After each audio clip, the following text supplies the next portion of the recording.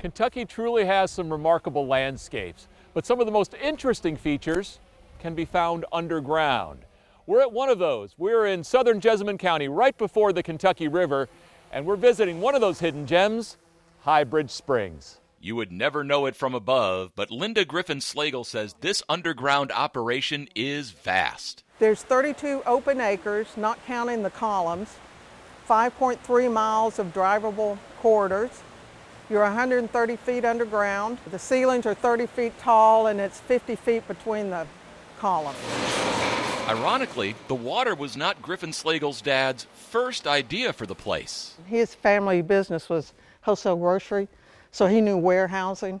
And what he recognized was that this was a warehouse, and then he just had to decide what would you store in it. And it was the warehousing idea that led to the water. When that engineer who designed the dehumidifier said, "You've got to manage your water, you know." And we were like, "Oh, we do?" And that's when my father said, "Well, let's bottle it." And we thought he was crazy. But sure enough, it worked. That was in 1982, before there was such a thing as bottled drinking water. In our market, there was not a bottle of drinking water in a grocery store. There was one facing of distilled water with the ironing supplies. And they beat the big guys to it. We had a trademark for UK back in the 80s before Coke and Pepsi were even in the bottled water business. Water flows, and it flows hard.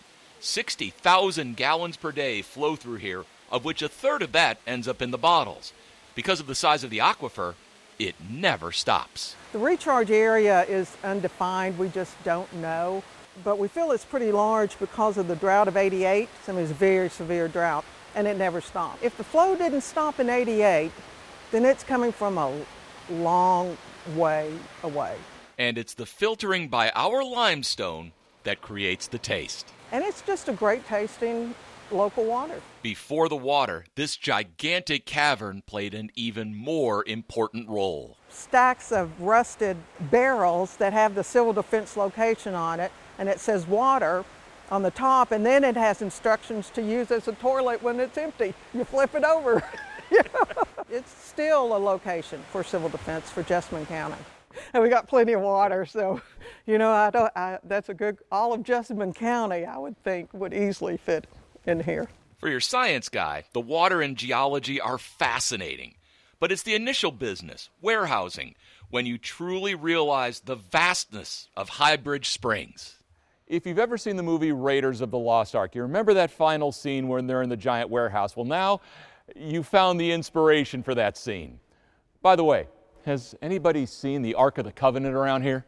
It's racks of boxes as far as the eye can see. We have 450,000 boxes represented by maybe 200 customers.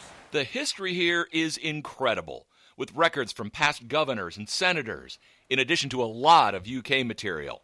But it goes beyond paper. There's an area designated for high-temperature computer servers that stay cool in the constant 58-degree environment. At one time, there was even a Bitcoin mine processor locked behind these cages. It also comes with its own cool logo.